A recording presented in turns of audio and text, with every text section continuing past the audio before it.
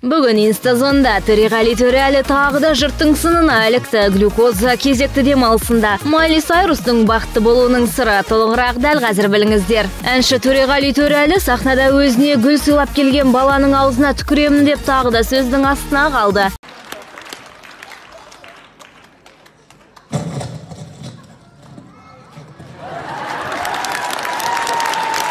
Бізде ауылда сөйтеді.